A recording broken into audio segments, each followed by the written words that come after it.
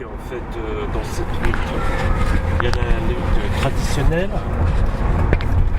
plus ou moins utilitariste, donc qui voudrait que l'environnement soit mieux géré. Et puis il y a la lutte contre l'aéroport et le monde qui permet de le concevoir. Et en fait, moi je suis là-dedans. L'aéroport est une conséquence d'un monde et c'est donc en luttant contre l'aéroport, on lutte indirectement contre le monde qui produit l'aéroport. C'est pas en supprimant l'aéroport qu'on va supprimer le monde qui l'a permis.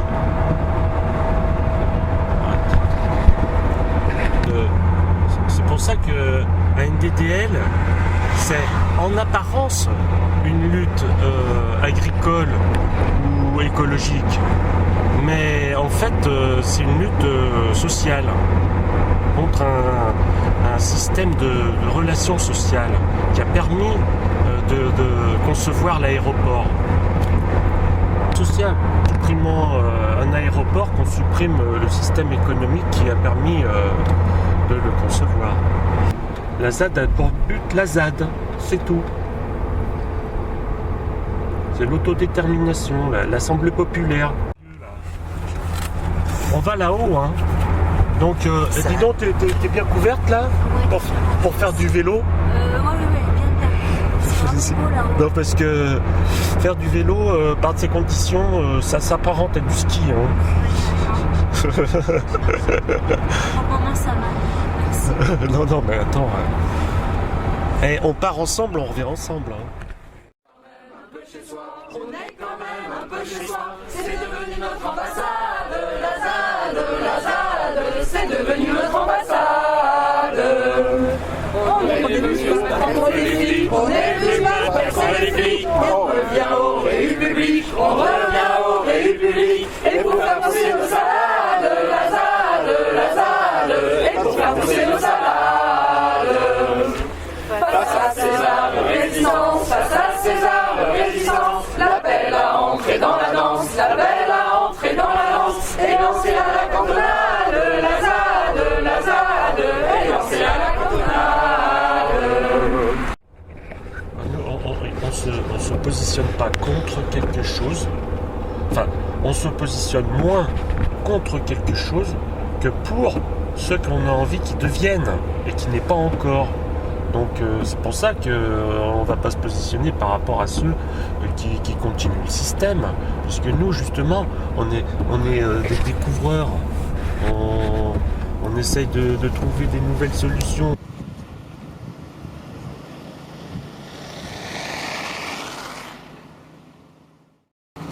Vraiment mentalement, physiquement dans la lutte, quoi. Qui lâche rien. Ils n'ont rien lâché là aujourd'hui. Et là, pour le coup, on a une démonstration merveilleuse. Vraiment des personnes sur la route, endurant pour le coup, donc physiquement, corporellement, il y a de la force.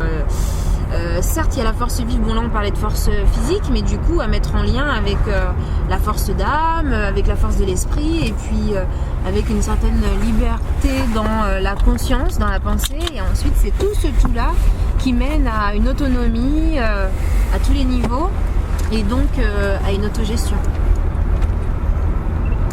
Là, on y est. Cool.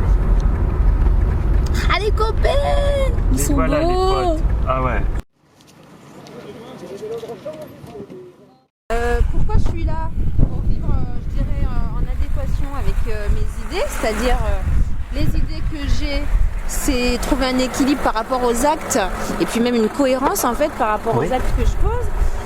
Donc dans les idées, il y a mon système de croyance, il y a mes valeurs, et bon, elles sont plus ou moins simples parce qu'elles sont universelles, et je trouve vraiment que c'est celles qui font que on peut vraiment mettre en application ce fameux monde meilleur, ou du moins un monde un peu plus juste, un peu plus respectueux. Donc dans ces valeurs, tu as le respect, tu as la dignité, Je pense beaucoup à la justice aussi, sociale, climatique, donc ce qui m'amène aussi à faire des actions vachement centrées là-dessus, parce que malheureusement ce qu'on constate c'est qu'il y a beaucoup d'inégalités, que ces inégalités naissent de plein de facteurs, notamment le capitalisme mais pas que, et donc c'est rétablir tout ça.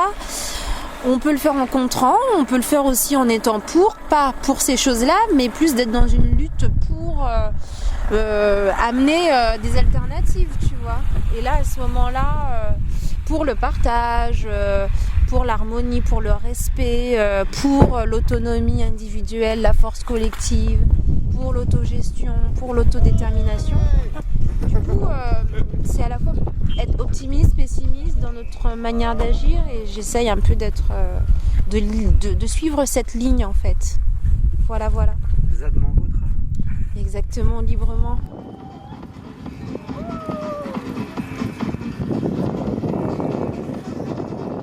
Si on parle de souveraineté alimentaire et de production agricole, produire pour déjà gagner sa croûte et aussi pour nourrir les gens, nourrir sa famille, nourrir les voisins, nourrir la population. Il faut des terres agricoles, et que ces terres agricoles, il faut qu'on arrête tout cet accaparement un peu partout. Quand on entend leur discours sur la COP 21, la moindre des choses, ce serait déjà d'arrêter tous ces projets. C'est pas vraiment quand on voit la position du gouvernement aujourd'hui par rapport à Notre-Dame-des-Landes, c'est pas vraiment la direction qu'on est en train de prendre. Tout ça se complète. Chacun à son niveau essaye d'avoir une action contre ces projets, contre cet accaparement de terre. Et c'est vrai que cette forme d'occupation des terres par les zadistes, qui est quand même assez nouvelle, qui est apparue il y a, on va dire, une dizaine d'années. C'est vrai que c'est une nouvelle forme de lutte qui est très intéressante, et qui quand on arrive avec, on va dire, à ce que toutes les composantes de la résistance se mettent ensemble, comme ça s'est passé à Notre-Dame-des-Landes, ça n'a pas été toujours facile au début, hein. On arrive quand même à une résistance, à une bonne résistance, quoi. On arrive vraiment à quelque chose de construit et de fort. Qui permet un appel au débat peut-être, et puis est-ce que tu penses qu'on arrive à toucher les populations et les électeurs?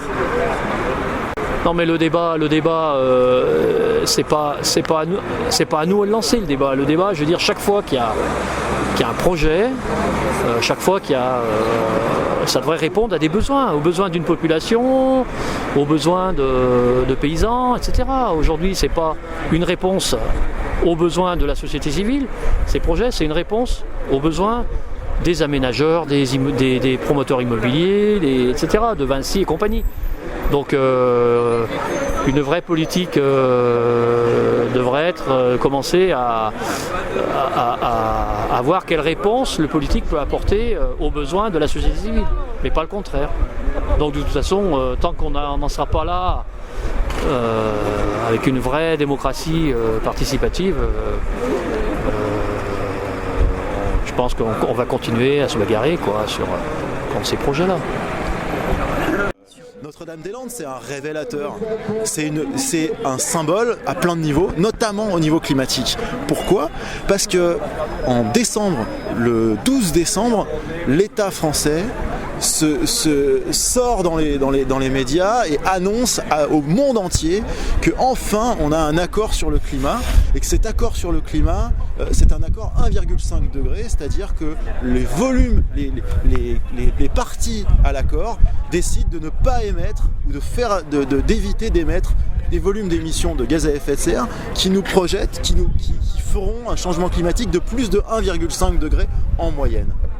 Et ça, ce seuil-là, il est très très important, parce qu'au-delà de ce seuil, il y a toute une série de phénomènes d'emballement qui vont se mettre en place, et on va plus pouvoir contrôler la machine climatique, et les plus pauvres vont être encore plus impactés, et l'humanité tout entière va avoir ses conditions de vie très sérieusement affectées. Et ça va être catastrophe sur catastrophe. Qu'est-ce que fait la France ? Elle décide de relancer Notre-Dame-des-Landes. Notre-Dame-des-Landes, c'est quoi ? C'est un aéroport. un aéroport inutile et imposé. Et donc, la première décision, c'est de faire un projet climaticide inutile et imposé. Totalement, le système ne change pas. On l'avait absolument demandé que le système, nous, les mouvements sociaux, avaient exigé d'un changement systémique profond pour pouvoir combattre le changement climatique. Et ben, en disant que si jamais on ne le faisait pas, de toute façon, le changement climatique continuerait. Et ben, c'est la preuve. La première politique après COP, c'est Notre-Dame-des-Landes. C'est la preuve qu'ils nous prennent vraiment pour des poireaux. C'est la preuve aussi que les mouvements citoyens sont plus que jamais nécessaires. Qu'il faut absolument que tous on se lève tous ensemble, qu'on s'organise tous ensemble et qu'on soit le plus varié et le plus déterminé possible. Il faut absolument qu'on ne lâche rien. Et c'est ça le projet, on va rien lâcher. Alternativa et la lutte contre les grands projets inutiles et imposés, et en particulier les projets aussi climaticides que Notre-Dame-des-Landes, aussi climaticides et socialement dégueulasses que Notre-Dame-des-Landes, même combat, bien sûr. On défend ce qu'on veut, on défend nos valeurs, la nature, la musique, tout, notre façon de vivre. Parce que moi je suis parti avec mon sac à dos depuis l'âge de mes 14 ans et j'ai jamais lâché cette vie.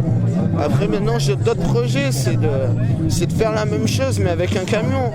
Mais c'est agrandir ma route. Tu vois, si je veux un camion, c'est pour aller plus loin, quitter l'Europe. Là j'ai fait un petit peu d'Espagne, un petit peu en Italie, un petit peu en Belgique et toute la France. Dans les Alpes. Nantes, les ZAD de Sivins, Avignon, il y avait une ZAD à Avignon qui était un peu moins connue, et la ZAD de Roibon, la ZAD de Dessines, qui est à côté d'ici.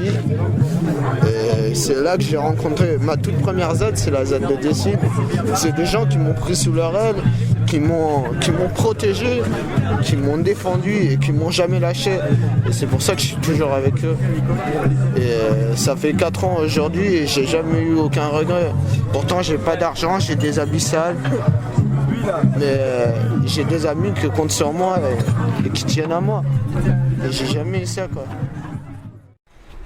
Donc, qu'est-ce qu'une ZAD ? Une ZAD est simplement une zone à défendre, une zone de nature plutôt à défendre pour les vrais intérêts publics qui sont, contrairement à ce que vont nous faire croire, les vrais intérêts publics ne sont pas un nouveau stade géant alors qu'on en a déjà un, ne sont pas un nouvel aéroport géant alors qu'on en a déjà un, ne sont pas un barrage, ne sont pas ce genre de choses.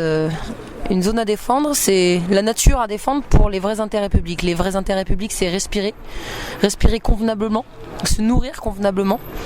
Et c'est sûrement pas bétonner la forêt, bétonner le peu de verre qui nous reste. La planète. Bétonner la planète, c'est moche. C'est très moche. Et pour ça, il y a des gens qui luttent. Il y a des gens qui luttent tous les jours, il y a des gens qui luttent au quotidien, il y a des gens qui luttent ponctuellement. Rien n'est obligatoire dans la lutte. On fait avec son cœur, on fait comme on veut. Et les gens qui luttent quotidiennement contre ce genre de grands projets inutiles, imposés et destructeurs, souvent sont taxés de parias, sont taxés de parasites sociétaires, etc. Alors que ce sont en fait des gens qui sont assez clairvoyants. Mais quand on est trop clairvoyant dans la société individualiste dans laquelle on vit, eh bien on se retrouve enfermé. Alors pour quelques heures, des fois seulement en garde à vue, puis un peu plus gravement en prison, et encore plus gravement en HP. Donc en ce moment même, par exemple, il y a un ami très cher de la lutte qui est Pétoff, Éric Pététin, ou l'Indien pour les intimes, qui s'est retrouvé en HP pour simplement avoir rendu hommage à certaines personnes de chez Charlie Hebdo qu'il connaissait personnellement.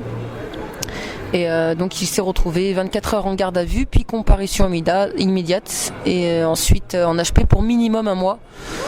Au début ça se passait bien, puis désormais là ça se passe un peu moins bien parce qu'il a eu un petit excès selon eux de révolte. Alors que c'est quelqu'un de très pacifiste, certes qui sait s'énerver mais qui est très pacifiste, qui n'est absolument pas violent, Et du coup, ils sont en train de le gaver de médoc, donc les camisoles chimiques, etc. Donc c'est pas du tout le seul dans ce cas, parce qu'on enferme les gens, on les abrutit de médicaments pour qu'ils se taisent et pour tout simplement les faire rentrer dans un mode de vie où ils n'ont pas envie d'être, où personne vraiment n'a envie d'être. C'est le gros malaise de cette société. Tout le monde croit qu'ils sont heureux avec leur confort matériel, et au final, c'est ce qui nous abrutit de conneries et de médicaments pour faire croire qu'on est bien, alors que c'est ça qui nous rend mal. C'est le système de consumérisme qui nous rend mal. Je pense qu'on est encore mieux que le Tour de France, parce qu'au Tour de France ils ont un seul maillot jaune, là on en a au moins 20. C'est la preuve qu'on n'a rien à leur envier, quoi.